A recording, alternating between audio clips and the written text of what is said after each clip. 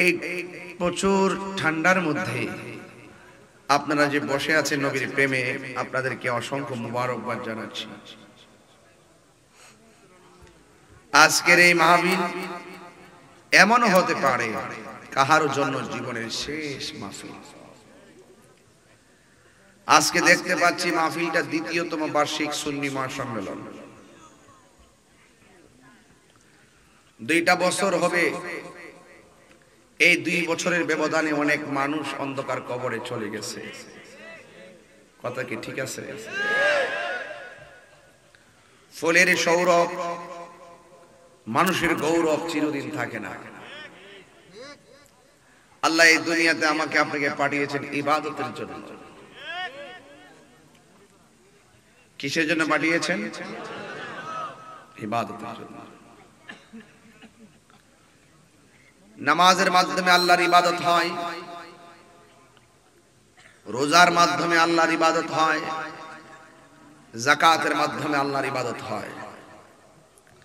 আল্লাহ রাব্বুল আলামিন বলেছেন, ফাযকুরুনি আযকুরুকুম ওয়াশকুরুলি ওয়ালা তাকফুরুন।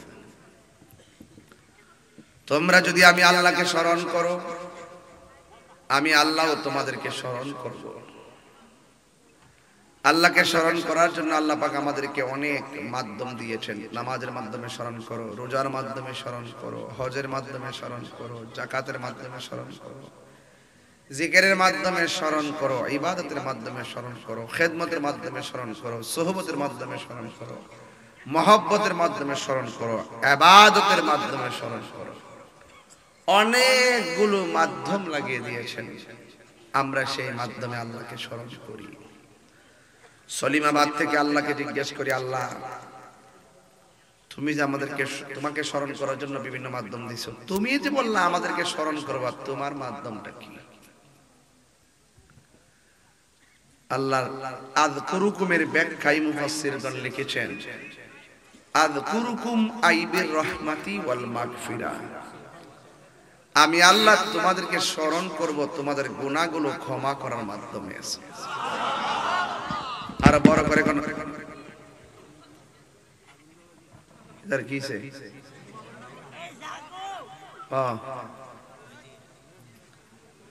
তাইলে আমাদের গুনাহ আছে না নাই? আরো বড় করে বলেন আছে না নাই? জবানটা ছেড়ে বলুন, গুনাহ মাফের মালিক কে? সন্দেহ আছে? পাঠাইছে কে? নিয়ে যাবেন কে? হিসাব নিবেন কে? কার কাছে গিয়ে হাজির হব? বেহেশতে দেওয়ার মালিক কে? জাহান্নামে ফেলে দেওয়ার মালিক কে? সবই যেহেতু আল্লাহ, গাদ্দারি করে লাভ আছে? বেঈমানি করে লাভ আছে? নিমক খারামি করে লাভ আছে? আল্লাহ বলছে, বান্দা আমি তোমারে বানাইছি বহুত মায়া কইরা। একজনের চেহারা একজনের সাথে মিলে না। শুধু এইটা না, আল্লাহ গলাটারে এমন বাঁশি বানাই দিছে, একজনের কণ্ঠের সাথে আরেকজনের কণ্ঠ মিলে না। যদি মিলতো মোবাইলে ফেস থেকে দিলে গেলে কথা কোন ঠিক না বেটি? ফেস লাগলে নেই তো এই বাঁশিটা বানাইছে কে?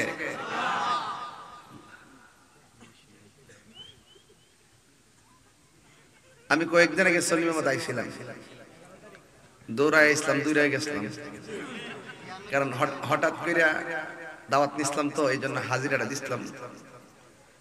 মন মতন কথা করার সুযোগ পাইছি না। আরো কয়েকটা মাহফিল আছে, মাগরিবের পরে করছিলাম 2500, এরপরে আইছি এখানে সলিমাবাদ, এখান থেকে কদমতলি, কদমতলি থেকে জামতলি, জামতলি থেকে ফ্রেমতলি,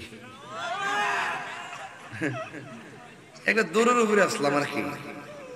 এই জন্য আপনারা আজকে আবার আমি একটু স্বাধীন আছি, সলিমাবাদ জন আছি। তুমি তো সারা রাত করবই যে ওয়াজ করে না বুঝে। আপনারা জবানটা কইলা কেন আল্লাহু আকবার, এনা বুঝা যায় আপনারা জিন্দা আছেন। এবার বলেন মহব্বতে কেন, ইয়া রাসূলুল্লাহ,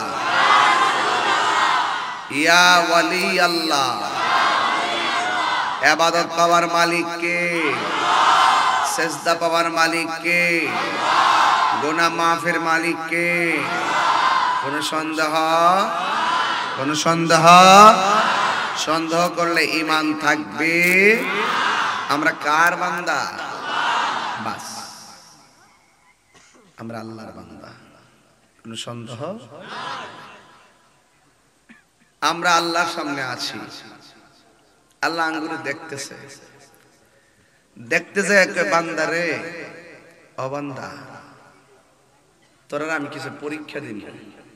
কি দিব? দুনিয়াটা পরীক্ষার জায়গা।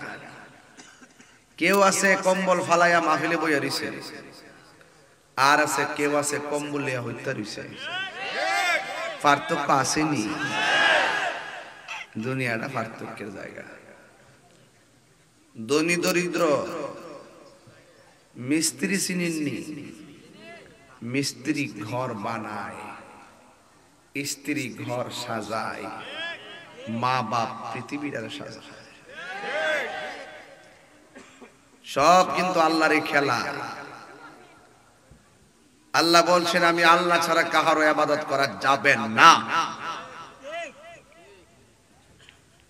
وَقَضَى رَبُّكَ أَلَّا تَعْبُدُوا إِلَّا إِيَّاهُ। আল্লাহ ছাড়া কাহারও ইবাদত করা যাবে। এরপরে আমার আল্লাহ বলছেন ওয়াবিল ওয়ালিদাইনি ইহসানা, মা বাবার সঙ্গে ভালো ব্যবহার করো। মা বাবার সঙ্গে কি ব্যবহার করো? এটা কি আমার হুকুম নাকি আল্লাহর হুকুম? আল্লাহর হুকুম মানতেন না আপনারা? বাস, জানার নাম ঈমান না, মানার নাম নবী মান। আল্লাহ মানা নবী না, আল্লাহ মানা নবী মানা নয়। নবী মানলেই আল্লাহ মানা হয়। কথা কোন ঠিক কিনা?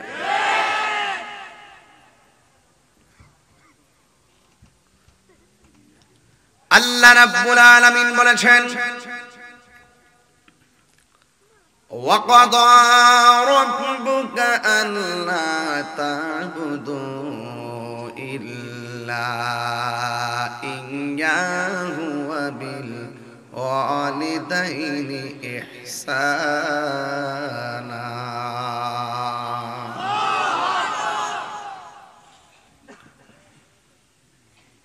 আল্লাহ রাব্বুল আলামিন বলেন তোমাদের উপরে ইবাদতকে আবশ্যক করে দেওয়া হয়েছে। আমি আল্লাহ ছাড়া কাহারও ইবাদত করা যাবে না গো। জবান ছেড়ে বলেন ইবাদত পাওয়ার মালিক কে রে বাবা? আল্লাহ রাব্বুল আলামিন আমাদেরকে কেন পাঠাইলেন? আল্লাহ রাব্বুল আলামিন কোরআনে বলেছেন ওয়ামা খালাকতুল জিন্না ওয়াল ইনসা ইল্লা লিয়াবুদুন।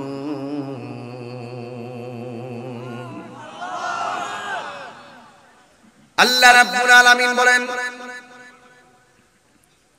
আমি মানুষ এবং জিন জাতিকে সৃষ্টি করেছি একমাত্র আমি আল্লাহর গোলামি করার জন্য। বান্দারি তোর চেহারাটা পৃথিবীর কোন মেশিন বানাই নাই,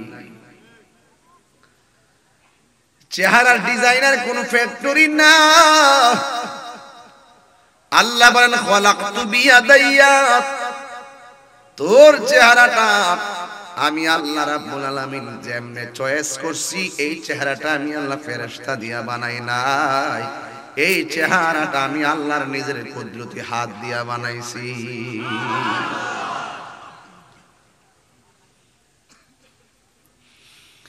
এত মায়ার বান্দা, ওই বান্দা যখন মনিবের সঙ্গে নাফরমানি করে বান্দা বলে যায় তার স্রষ্টা পৃথিবীর কেউ না। আমার আল্লাহ বলেন ইন্নাহু হুয়া ইউবদিউ ওয়া ইউঈদ।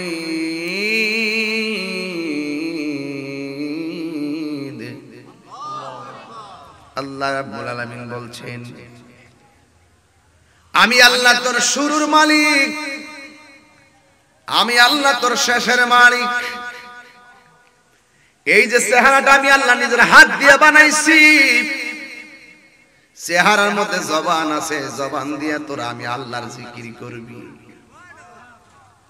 এই চেহারাটার মধ্যে কান আছে, কান দিয়ে তোরা আমার আল্লাহর নাম ডাকবি। এই জায়গার মধ্যে চোখ আছে, চোখ দিয়ে আল্লাহর সৃষ্টিকে গবেষণা করে তোরা আমি আল্লাহকে গবেষণা করবি। আল্লাহু আকবার গান। সবচাইতে বড় কথা হলো এই চেহারাটার মধ্যে আমার আল্লাহ একটা কপাল দিলেন, কপাল। এই কপালটা আল্লাহ দিয়েছেন, তোরা কপালটা আমার জমিনের মধ্যে লাগাবি। আর আমি আল্লাহ কপালটা জমিনে লাগবার আগে আমি আল্লাহর কদমটা তোদের কপালের নিচে বিছিয়ে দিই।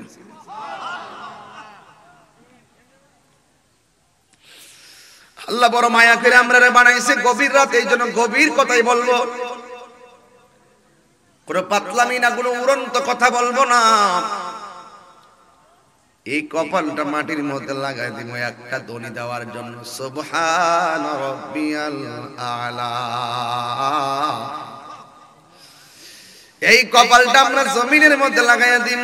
জমিন কার?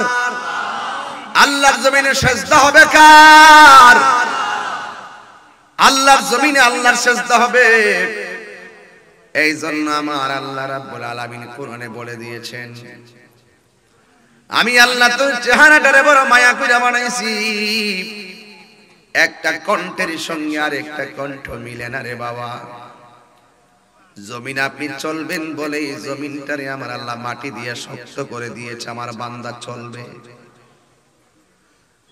সারাটা পৃথিবীর গাছ গাছালি আল্লাহ সবুজ পাতা দিয়া কেন সাজাইলো? এই খবরও দিয়ে আমরা কেউ বুঝি না। সবুজ দিয়ে আমার আল্লাহ পৃথিবীটা সাজাইলো। শুধুমাত্র তাই নয়, আমার আল্লাহ রাব্বুল আলামিন এই দুনিয়ার মধ্যে পাঠাইয়া আমার আল্লাহ তোমাকে আমাকে এই যে খুঁটিটা দিলেন, সামিয়ানাটা দিলেন, কতগুলা খুঁটির ব্যবস্থা করলেন। কিন্তু আমার আল্লাহ যে এত সুন্দর আসমানটা বানাইলো, একটা খুঁটিরও প্রয়োজন হয় না।